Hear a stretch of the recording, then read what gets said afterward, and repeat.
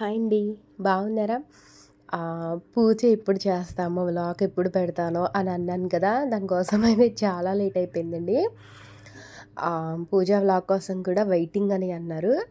మేము చేసుకోవడం లాస్ట్ శ్రావణ శుక్రవారం చేసుకోవడం వలన వీడియో అనేది లేట్‌గా వస్తుందండి. అంతేకాదు ఈ ఆగస్టు నెల మొత్తం కూడా అసలు వీడియోలకి చాలా దూరంగా ఉన్నానండి. మెయిన్‌లీ ప్రాబ్లమ్ అనేది ఏంటంటే సిగ్నల్ అండి అసలు. చాలా పూర్ అని మీకు లాస్ట్ వీడియోలోనే చెప్పాను కదా! డీప్ క్లీనింగ్ వీడియో చూసుంటే సెకండ్ వీక్‌లోనే వరలక్ష్మి పూజ చేసేద్దాం అనుకున్నామండి. సో, కుదరక ఇలా ఫోర్త్ వీక్ అనేది పోస్ట్‌పోన్ చేసుకున్నామనమాట. ఏంటంటే లోపల గచ్చు చాలా షైన్ అవుతా చాలా స్మూత్‌గా ఉంటదండి. కడిగినప్పుడైతే కొంచెం భయంగానే తిరుగుతాను నేను. ఎక్కడ స్లిప్ అయిపోతానా అని. అందుకనే వెంటనే మాప్ పెట్టేసి ఫ్యానేసేస్తాను. నాకొచ్చిన ముగ్గులు చిన్నగా ఇలా ఔట్‌లైన్స్ అండ్ ముగ్గులతో నీట్‌గా చేసుకున్నాననమాట. ఈ ముగ్గులు ఇవి చూడగానే ఏంటో పండగ వాతావరణంలా అనిపించేసింది నాకు. ఇక ఆ రోజు పనయ్యేసరికి ఈవినింగ్ అలా చీకటి పడనట్టుగా అయిపోయిందండి. ఇక షెడ్ కింద బ్లాస్ట్ ఆఫ్ పారిస్ మార్నింగ్ చేసుకుందామని ఇంకా ఆ రోజుకైతే రెస్ట్ తీసేసుకున్నాననమాట. చిన్నవే అండి ముగ్గులు. చిన్నవి క్యూట్‌గా పెట్టుకుంటాననమాట. ఇదేమో రేపు పూజ చేసుకునే రూమ్ అనమాట. దేవుడి గది. ఇక్కడ చేసుకోవాలండి పూజ. తెల్లవారిన తర్వాత కల్లాపోతి నీట్‌గా వేసేసుకొని ఇలా ముగ్గులు పెట్టుకున్నాను. నిన్నటి పనికి కొంచెం టైర్డ్‌గా అయిపోయి, ఇక్కడ కూడా చాలా సింపుల్‌గా పెట్టేశానండి. యాక్చువల్‌గా ఇక్కడైతే నేను ముగ్గు గొట్టంతో అలా వేస్తాను. కాకపోతే అది బ్రేక్ అయిపోయిందండి. మా సంచి దాంతో ముగ్గులు పెట్టి అలా ఆడి, ఇలా ఆడి ఎలా అయితే బ్రేక్ చేసేసింది. దాన్ని మళ్ళీ ఏ ఫెవికికో అలా తెచ్చి నీట్‌గా సెట్ చేసుకోవాలి. ఇక అని చెప్పేసి కొంచెం గుమ్మ ముందు మాత్రమే 2, 3 ముగ్గులు అలా వేసి ఇంకా సింపుల్‌గా తేల్చేశానండి. వరలక్ష్మి వ్రతం రోజుననమాట లాస్ట్ ఫ్రైడే ఫుల్ వర్షం అనమాట. అటువైపున ముగ్గు పెట్టి ఇటువైపుకి వచ్చేసరికి ఇక వర్షం వల్ల అసలు నేను ఏ ముగ్గేసానా అనిపించేలా ఇక ముగ్గు మొత్తం పోయిందండి. ఇక మాకింట్లో మందారం చెట్లు ఒక 4 ఆర్ 5 టైప్స్ ఆఫ్ ఉంటాయన్నమాట. దాన్ని పువ్వులన్నీ కోసేసి ఇలా పక్కన పెట్టేసుకున్నాము. అండ్ ఇదొక కొత్తదండి తెపల. ఈరోజు పూజ కదా! పాలు కూడా పొంగించుకుందాము అని చెప్పి తీశాను. ఇదేమో కలశం పెట్టడానికి కంచుం అనమాట. పాలు పొంగించడం అంటే గ్యాస్ స్టవ్ ఒకటి కొత్తది అనమాట. ఒక 3, 4 మంత్స్ అయింది తీసుకొని. ఇక పూజకే ఓపెన్ చేద్దాం పాలు పొంగించి అని ఒక చిన్న సెంటిమెంట్‌తో ఇప్పుడు ఓపెన్ చేశామండి. ఇక దీంతో పాలు పొంగించేసి చక్కగా నైవేద్యం చేసుకుందామని తీసామనమాట ఈ దీపాలైతే. 3, 4 మంత్స్ కూడా ఇంక అలానే బాక్స్‌లో పెట్టేసి అలా పక్కనుంచేసామనమాట. దీనికి టైం ఇప్పుడు పెట్టాం కదా! ఇప్పుడే పొంగించాలని ఒక చిన్న సెంటిమెంట్. ఇక ఇప్పుడే తీసి పొంగించాము. అంటే శుక్రవారం పొయ్యి పెట్టచ్చా లేదా అని చెప్పి లక్షవారం క్లీనింగ్ పనులు అవన్నీ అయ్యేసరికి ఈవినింగ్ అయిపోయింది కదండీ! ఇక ఫ్రెష్ అప్ అయిపోయి ఆ రోజు సాయంత్రమే పెట్టేసాననమాట పొయ్యి అనేది. ఇక మార్నింగ్ లేవడం పాలు పొంగించేసుకోవడమే అనమాట. ఒక 4 రకాల ప్రసాదాలు చేసుకుంటాం కదండీ! కొంచెం త్వరగా చేయాలి అని హడావిడిగా అయితే ఉంటుంది. ఈ పరమాన్నం అయ్యేలోపు అమ్మ పొయ్యి మీద ఉక్కపెట్టేశారండి. కుడియాలకి రవ్వ అది ఉక్కింది. ఈలోపు చల్లారుతది కుడియాలు చేద్దామని ప్లేట్‌లో అలా పరిచాము. ఈలోపు ప్రసాదం కూడా అంటే రవ్వ కేసరి కూడా రెడీ అయిపోయిందండి. ఈ కుడియాల్ని ఇలా ఉండల్లా చేసి ఇంకొకసారి ఆవిరి పట్టించి పెట్టేసుకున్నామనమాట. కుడియాలు రెడీ అయిపోయాయి. ఇప్పుడు రవ్వ కేసరి అన్నాను కదా! అది చల్లారడానికి ప్లేట్‌లో ఇలా సర్దామండి. ఎందుకు అంటే రవ్వ బూరెలు అనమాట. ప్రసాదం బూరెలు చేయడానికి. కొంచెం నైవేద్యానికి తీసి పక్కన పెట్టి కన్మాది బూరెలు వేస్తామనమాట. ఇప్పుడు ఈ ప్రసాదాల్లో కలపడానికి డ్రై ఫ్రూట్స్ జీడిపప్పు, కిస్మిస్ అలా వేయించేసి కొంచెం కలిపేసాము. ఇంకా గారెలండి. పువ్వులైతే ఈసారి పండక్కి చాలా అమ్మిరాయని చెప్పొచ్చండి. ఇంట్లో పువ్వులే కాదు బయట నుంచి కూడా నేనొక 3 డేస్ అలా అయిందండి. పూజకు ముందు పిఠాపురం వెళ్ళాను. హాస్పిటల్‌కి మందులకని చెప్పి. అప్పుడొచ్చేటప్పుడు కడియంలో తీసుకున్నానండి. మాకు వరలక్ష్మి వ్రతానికైతే ఇక్కడ రూ. 50కి డజన్ పువ్వులండి. బాగా గీస్తే ఇంకొక పువ్వు ఎక్స్‌ట్రా ఏస్తారనమాట. నాకీ మొత్తం అన్ని పువ్వులు కూడా రూ. 50కొచ్చేసాయండి. అంటే ఆవిడ రూ. 50కి 3 కవర్లంటే నేను కొంచెం బేరమాడి ఆ 4 కవర్లు తీసుకొచ్చాననమాట. ఆ 4 కవర్‌లో 3 కవర్లు చామంతి, ఒక కవర్ ఈ రోజెస్ అండి. చక్కగా నేను ఈ చెంబుని కూడా మంచిగా చాలా నీట్‌గా డెకరేట్ చేసేసుకున్నాను ఆ రోజైతే. ఈ చామంతులు అండ్ ఈ సెంటు గులాబీలతోనండి. పువ్వులైతే మాత్రం చాలా వచ్చాయండి అక్కడ. ఆ పూజ ఉంది కదా! ఫ్రిడ్జ్‌లో పెట్టేసుకుందాం. ఒక 3 డేస్ అయినా నిల్వ ఉంటాయని చెప్పి ముందుగా తీసేసుకున్నాననమాట.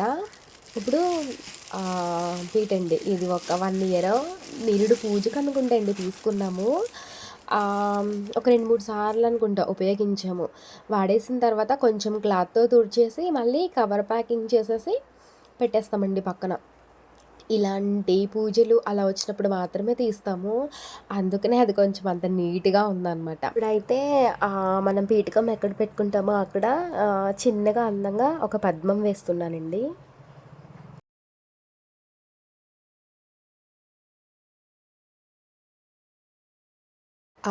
చాలామంది కలశం పెట్టేటప్పుడు ప్లేట్ పెట్టి 3 అంటే కొంచెం ఎక్కువ బియ్యం వేసి కలశం పెడతారు.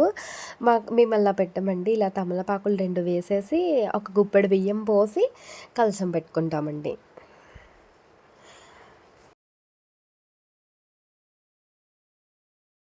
నేనలా ఫస్ట్ ప్లేట్ తెచ్చి బియ్యం పోసి పెడదామన్నలోపు అమ్మ వచ్చేసి అలా పెట్టరు. మామూలు మనం పెట్టుకుంటాం కదా తమలపాకులో అలానే పెట్టేయమన్నారు. ఇక అలానే పెట్టేసానండి. కొబ్బరికాయకైతే మంచిగా పెళ్లి బొట్టు పెట్టి అంటే నేను యూట్యూబ్‌లో చూసాను. అలా చేద్దామనుకున్నాను కానీ ఆనవాయితీ లేని పనులు అస్సలు చేయనివ్వరండి ఇంట్లోనూ. సో, దాని వలన ఎలా చేస్తామో ఇంకా అలానే ఫాలో అయిపోయానండి.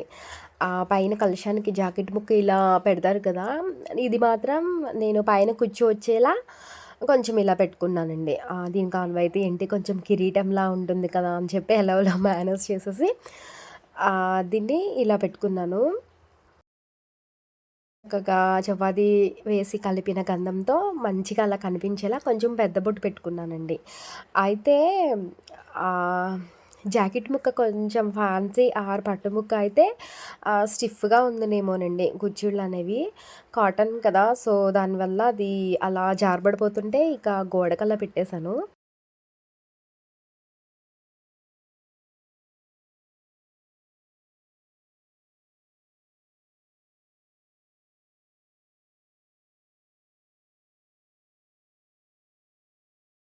చెప్పాను కదండీ మీకు బ్లౌజ్ పీస్ ఇలా ముందుకు పడిపోతుందని. ఇంకొంచెం గట్టిగా ఉండేలా జారేసాను దానికి.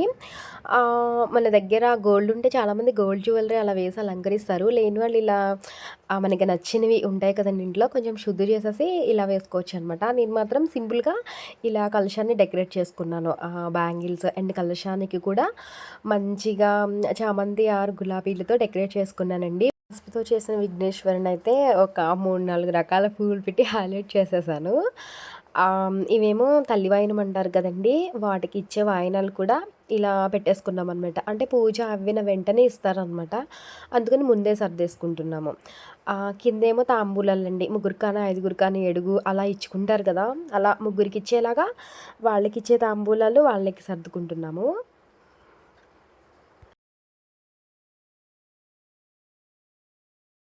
ఇంకొకటి చూపించాలండి. అమ్మవారి ఫోటో ముందు నేను బిందెతో ఇలాగ చిట్టి పాదాలండి. ఆ అమ్మవారియి వేసుకున్నాననమాట.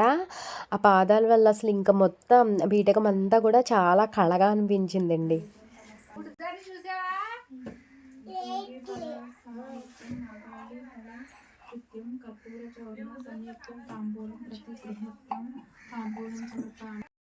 లాస్ట్‌లో ఏం చేశానంటే, ఇలా లైట్ వైర్ ఉంటే సరదాగా పెట్టి చూద్దాం ఎలా ఉంటదా అనుకున్నాను. పెట్టిన తర్వాత ఆన్ చేయగానే ఇంకసలు చూడముచ్చటగా ఉందండి. కళ్ళు 2 అలానే చూస్తున్నాయనమాట. అంత చక్కగా ఉందండి. ఇదేమో నేను డైలీ పూజ చేసే ప్లేస్ అనమాట. ఇక్కడ ఇరుకుగా ఉంటుందని చవితి కానీ, ఇలాంటి వ్రతం, ఇంకా తద్దులు అలా వచ్చినప్పుడు కింద పెట్టేసుకుంటామండి పీఠకం అనేది. అలా పైనుంచి కిందకి ఇలా డెకరేట్ చేసుకున్నాననమాట. లైటింగ్ వల్ల చాలా నిండుగా అనిపించిందండి.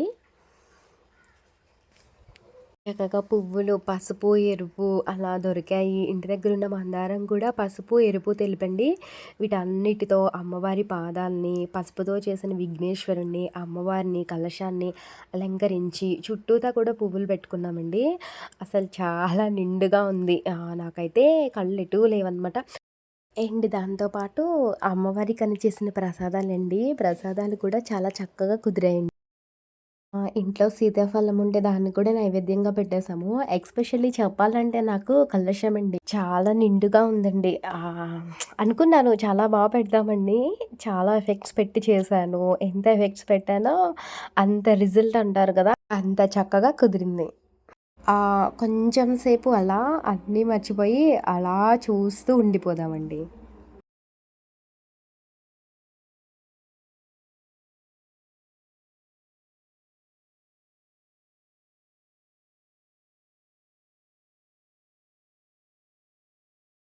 చూసారు కదా! ఎంత చక్కగా, ఎంత ముద్దుగా ఉన్నారో అమ్మవారు. నేనైతే అంతమాను కలశాన్ని చూడడం, అమ్మవారి ఫోటోకి ముందు వేసిన అమ్మవారి పాదాలను చూడడమే అనమాట. మోస్ట్‌లీ నేనైతే ఇంట్లో ఏమైనా సర్దడం కానీ, ముగ్గు వేయడం కానీ, నీట్‌గా డెకరేట్ చేసుకోవాలి.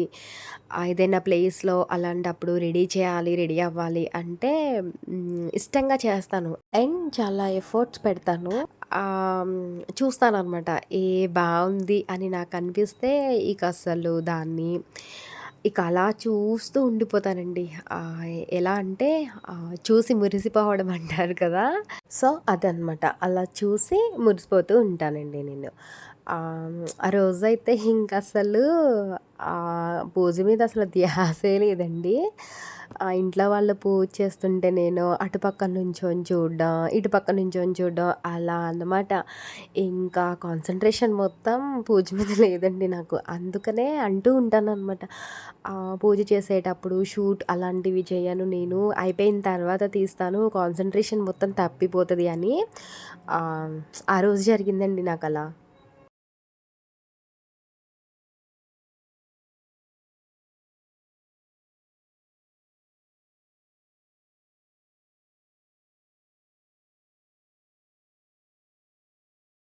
పూజ అయితే మాత్రం చాలా చక్కగా అయిందండి. ఫైనల్‌గా ఇంకా అమ్మవారికి ధూపం సమర్పయామి చేసేసుకున్నాము.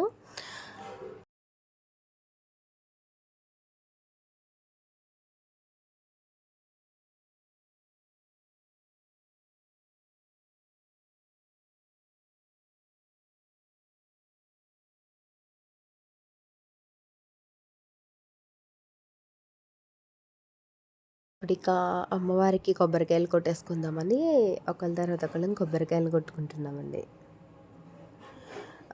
నేనైతే ఆహ్, చెప్తే కొంచెం ఇదిగా ఉంటుంది. ఆ రోజైతే కొబ్బరికాయ కొట్టడం కూడా ఇక మర్చిపోయాననమాట నేను.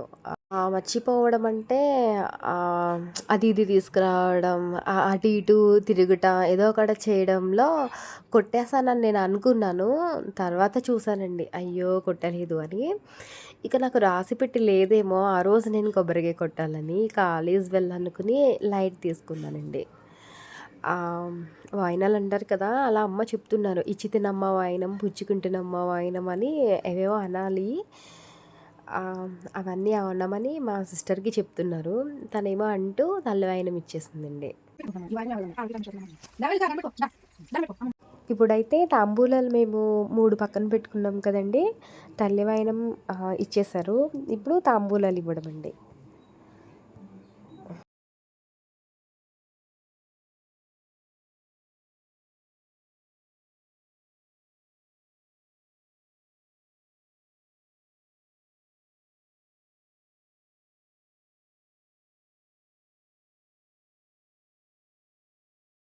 పూజ కంప్లీట్స్ అయ్యేసరికి 12 అలా దాటేసిందండి. ఇక మామూలుగా లేదు ఆకలైతే మాత్రం. ఇక వెంటనే అత్తేసరి అంటారు కదా! మేము బొబ్బర పప్పుతో పాటు ఈ పెసరపప్పుతో కూడా చేసుకుంటాము. అదేను కాంబినేషన్‌గా పచ్చి పులుసు అనమాట. ఈ 2 చేసేసుకొని తినేస్తామండి. చూసారు కదా వీడియో.